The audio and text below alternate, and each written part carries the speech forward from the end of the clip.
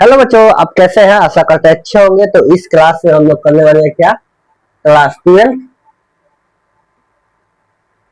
Hindi part जो है chapter chapter जो हो जाएगा हमारा क्या 3 और भाग 3 भी होने वाला है। भाग क्या है 3, लेक्चर 1 लेक्चर 2 लेक्चर 3 होने वाला है। तो लेक्चर 1 लेक्चर 2 आप जरूर देखिएगा। लिंक जो है नीचे डिस्क्रिप्शन में, तो चैनल पर आपको जरूर मिल जाएगा। ठीक है, इसमें हम क्या है लेक्चर 2 तक हो चुका है। लेक्चर 3 में हम लोग आज लगभग इसको खत्म ही कर देंगे और पार्ट 4 में हम क्या करेंगे, इसको ऑब्जेक्टिव और सब्जेक्टिव लाने का पूरी तरह प्रयास करते हैं। तो आइए हम लोग देखते हैं और ध्यान देते हैं क्या कहता है। देखिए आगे कहा जा रहा है कि प्रेस रिपोर्टर से यह पता चलता है कि इस आंदोलन के द्वारा मैं दल विहीन लोकतंत्र की स्थापना करना चाहता हूँ। यानी प्रकाश नारायण कहते हैं कि प्रेस रिपोर्ट से पता चलता है सबको या हमें भी कि हम जो है इस आंदोलन के द्वारा ना दल विहीन लोकतंत्र की स्थापना करना चाहते हैं। क्या करना चाहते हैं? लोकतंत्र की स्थापना। ठीक है, और भी कैसा, जिसका दल विहीन हो। दल विहीन लोकतंत्र सर्वोदय विचार का मुख्य राजनीतिक सिद्धांत है। यानी मुख्य जो है राजनीतिक सिद्धांत है और उस विचार का प्रचार पिछले वर्षों में मैं कर रहा था। यानी दल विहीन जो है लोकतंत्र का जो प्रचार जो है हम पिछले वर्ष में हम कर रहे थे, हम नहीं। और ग्राम सभाओं के आधार पर दल विहीन प्रतिनिधित्व स्थापित हो सके इसका प्रयत्न भी करता रहा हूं, परंतु वर्तमान आंदोलन के संदर्भ में मैंने दल विहीन लोकतंत्र का जिक्र कतई नहीं किया था। यानी कह रहे थे कि हम दल विहीन लोकतंत्र की समर्थक थे। पिछले वर्ष तक हम क्या है उसका प्रचार कर रहे थे, लेकिन इस आंदोलन में संपूर्ण क्रांति में जो है दल विहीन लोकतंत्र का जिक्र जो है कतई थोड़ा भी हम नहीं किए थे। फिर भी मेरे पुराने विचार को लेकर जनता में विशेषकर बुद्धिजीवियों में काफी भ्रम फैलाया गया। केवल अपने कम्युनिस्ट भाइयों के भ्रमात्मक प्रचार की सफाई के लिए इतना ही कहूंगा कि दल विहीन लोकतंत्र में मैक्सवादी तथा लेनिनवाद के मूल उद्देश्य में से है। यद्यपि वह उद्देश्य दूर का है। मैक्सवादी का अनुसार समाज जैसे जैसे साम्यवाद की ओर बढ़ता जाएगा वैसे वैसे राज स्टेटस का क्षय होता जाएगा और अंत में एक स्टेटलेस्ट सोसाइटी कामयाब होगी। वह समाज आवश्यक ही लोकतंत्र है होगा, बल्कि यानी ये कह रहा है कि जो है हमारे आंदोलन भाइयों को जो है भ्रमित करने के लिए जो ऐसा कहा गया था कि जो हम दल विहीन लोकतंत्र की स्थापना करना चाहते हैं इस आंदोलन के आड़ में, लेकिन कहता है ऐसा कोई नहीं। दल विहीन जो लोकतंत्र का जो मुख्य उद्देश्य था वो क्या था, मैक्सवादी और लेनिनवादी लोगों के द्वारा वो विचार था, जबकि अब ऐसा कुछ नहीं है। आगे देखिए, बल्कि उसी समाज में लोकतंत्र का सच्चा रूप प्रकट होगा, उसी समाज में, और वह लोकतंत्र निश्चित ही दल विहीन होगा। कराए वो जब लोकतंत्र होगा इसके बाद वो निश्चित ही होगा, अपने आप होगा। क्या होगा? दल विहीन होगा। जब स्टेटसलेस सोसाइटी शासन मुक्त समाज बनता है तो वह शायद ही दल युक्त होगा। आशय है कि कम्युनिस्ट बंधुओं को अपने इस मूल सिद्धांतों का विस्मरण हो गया होगा। यानी उनको आप समझ में आ गया होगा। जहां तक वर्तमान आंदोलन का प्रश्न है, मेरी यहाँ अन्य किसी की, ना छात्रों की, ना विपक्षी राजनीतिक दल की, ना सर्वोदय सेवक की यह कल्पना है कि इसमें मैं दल विहीन लोकतंत्र पैदा होगा। यानी कह रहा है कि जहां तक इस वर्तमान यानी अभी जो चल रहा आंदोलन की बात है उसमें नहीं मेरे छात्रों को, नहीं विपक्षियों को, किस सर्वोदय यानी सेवकों को, या कोई भी किसी को भी इसमें कोई भी कल्पना भी सोचता भी नहीं है कि हम क्या करें लोकतंत्र दल विहीन लोकतंत्र जो है इसमें उत्पन्न हो, विचार उत्पन्न हो। विधानसभा का विघटन हो जाए तो 6 महीने या वर्ष भर में फिर चुनाव होगा जो वर्तमान कानून या चुनाव प्रणाली के अनुसार है। कह रहे कि अगर विधानसभा का विघटन मतलब टूट जाए, अलग हो जाए, खत्म हो जाए, तो हो सकता है 6 महीने या साल भर में चुनाव हो जाए, जो इस लोकतंत्र क्या क्या है अभी प्रणाली है जो ऐसा होता है। विधानसभा के विघटन से संभावना यह है कि वर्तमान कानून तथा नियम आदि के अंतर्गत ही पुनर्निर्वाचन होगा। इसके प्रश्न उठता है, जैसे कि पिछले सप्ताह में कई बार उठा है कि उसे हालात में विधानसभा का विघटन से क्या लाभ होगा। यानी कह रहा है कि विधानसभा के अगर विघटन हो गया तो पुनर्निर्वाचन होगा। पुनर्निर्वाचन का मतलब होता है फिर से चुनाव होगा, ठीक है। और इसमें जो विधानसभा के विघटन में कह रहा है क्या ही लाभ होगा, कुछ लाभ नहीं होगा। आइए, मुझे खेद है कि इसका उत्तर पिछले दिनों मैंने बार बार दिया था। कहा कि इसका उत्तर जो हम पिछले दिन में बार बार दे चुके हैं। मैं उसको समझाने की कोशिश थोड़ी ही लोगों ने की होगी, यानी उसे जो है समझने की कोशिश जो है लोग थोड़ी की होगी, जिसका हम जवाब पहले ही दे चुके हैं। इसीलिए बार बार मुझे यह सवाल होता है कि जयप्रकाश नारायण वर्तमान चुनाव पद्धति और विधानसभा के चुनाव का कौन सा विकल्प पेश कर रहा है। यानी बार बार यही सवाल सवाल होता है कि जयप्रकाश नारायण जो वर्तमान में चुनाव पद्धति या विधानसभा के चुनाव में कौन सा विकल्प पेश करते हैं। विकल्प मतलब कौन सा विकल्प होता है, एक दो विकल्प, जैसे हम लोग का ऑब्जेक्टिव में विकल्प होता है, उसी तरह मेरा अपना विकल्प चूंकि नई ढंग का है। कह रहा है कि मेरा जो विकल्प है वो नई ढंग का है, जिसे घीरो पीटो राजनीतिक चिंतन से भिन्न है। यानी घीसो पीटो जो राजनीतिक है ना, उससे अलग है। इसीलिए वह लोकतंत्र की लोगों की समझ में नहीं आता है। इसलिए कह रहा है कि हमारा जो है विकल्प लोगों के समझ में नहीं आता है। अगर मैं यह कह दूं कि मेरे विकल्प यह है कि मैं इस आंदोलन और संघर्ष में से एक नई पार्टी का निर्माण करूंगा, तो सब लोग मेरी बात आसानी से समझ लेंगे। कह रहे हैं कि अगर हम ये कह दें कि मेरा विकल्प ये है कि हम क्या करें, इस आंदोलन में से एक पार्टी का निर्माण करें, तो सब समझ जाएगा, सभी लोग का समझ में आ जाएगा, और उसके बाद मेरे आलोचना शुरू हो जाएगी, और क्या होगा, मेरा जो है बुराई करना शुरू कर देगा। यह आदमी केवल अपने सत्ता के लिए छात्रों और जनता के आंदोलन को दुरुपयोग कर रहा है। कहेगा कि ये आदमी जो है सिर्फ अपनी सत्ता के लिए, यानी अपनी पार्टी बनाने के लिए जो है ना, छात्रों को और जनता का दुरुपयोग कर रहा है, आंदोलन का दुरुपयोग कर रहा है। लेकिन जब मैं कोई नई बात करता हूं तो उसको समझने की कोशिश कम होती है या नहीं होती है। यानी हम जब दूसरा कोई बात करते हैं तो लोग या उसको समझने का कोशिश कम करता है या नहीं समझता, कहते जाने दो।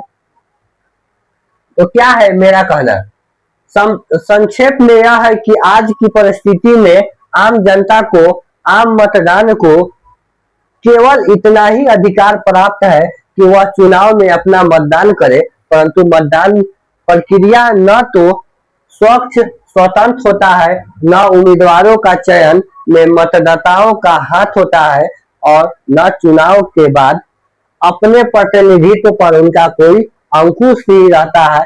मैंने इन दोनों कर्मियों को दूर करने की प्रयत्न करे। यानी कह रहा है कि हमें जो है आज का जो क्या बोले मतदान है, यानी चुनाव है, उसमें जनता के अधिकारों को सिर्फ इतना देर के लिए कहा जा रहा है कि लोग जो है क्या करें, वोट देते हैं, उनके अलावा जो प्रतिनिधित्व करते हैं उन पर ना कोई उनका अधिकार रहता है और न ही उनका कोई अंकुश रहता है।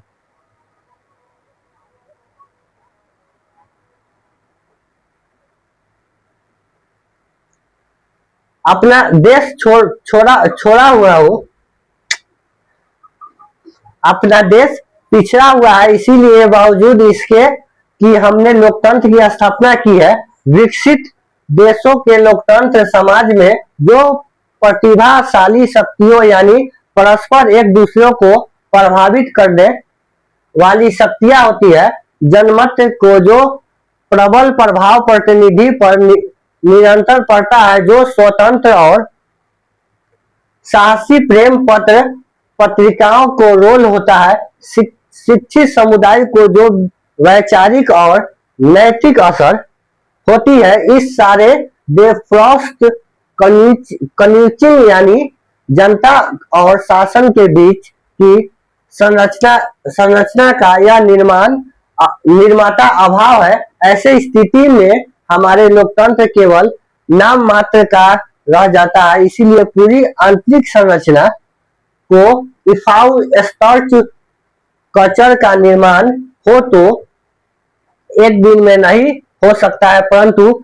इससे अभाव में आम जनता या मतदाता मतदान के सिवा कोई और भी पात अदा नहीं कर सकती है, जिसके परिणाम स्वरूप मंत्री तथा विधायक निर्कुष्ट और स्वच्छ हो जाते हैं और जनता का किसी प्रकार का अंकुश उन पर नहीं रहता है, सिवा इसके भय के कि अगले चुनाव में जनता यदि चाहे तो उनको वोट नहीं देगी, परंतु यह भय भी रुपए, जाति बल प्रयोग, मिथ्याचार आदि के कारण निर्भय हो जाते हैं। अब चूंकि प्रदेश के छात्रों और युवकों और सर्वधारण जनता जागृत हो गए हैं और वह आगे देखिए, लेखक यही कह रहे हैं कि आजकल जो मताधिकार होता है उसमें जनता का सिर्फ इतना ही अधिकार दिया गया कि वो क्या करे, वोटिंग करे। वोटिंग के अलावा नहीं उसके विधायकों न संसदों में इस बात की डर रहती है कि जनता जो हो कुछ कर पाए और नहीं उस पर किसी प्रकार की अधिकार हो, करंट बढ़ देगा, अधिकार हो, ठीक है। और उनमें सिर्फ इतना ही डर रहता है कि अगले इलेक्शन में जो जनता वोट ना दे, लेकिन इस बात को भी इन्होंने पैसा देकर या जाति के नाम पे, यानी आप लोग समझ रहे हैं, इलेक्शन अब क्यों होता है तो क्या होता होगा, उस अधिकार पर क्या करते, उस भी डर को खत्म कर लेते हैं और कुछ नहीं होता है।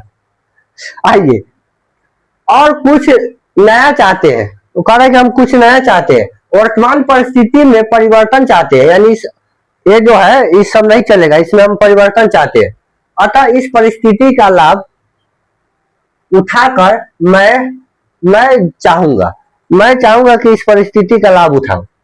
आज जो असंगठित जनता है उसमें ऐसी शक्ति आ जाए कि वह सही आदमी का चुनाव कर सके, यानी जनताओं में अगर ये शक्ति आ जाए, ये अनुभव हो जाए कि हम सही नेता का चुनाव करेंगे तथा चुनाव के बाद अपने प्रतिनिधित्व को आचरण पर यथासंभव अंकुश रखेंगे, यानी हमारे जो प्रतिनिधि है उस पर हम अंकुश मतलब हम जिस तरह जनता का है उस तरह क्या प्रतिनिधित्व काम करें।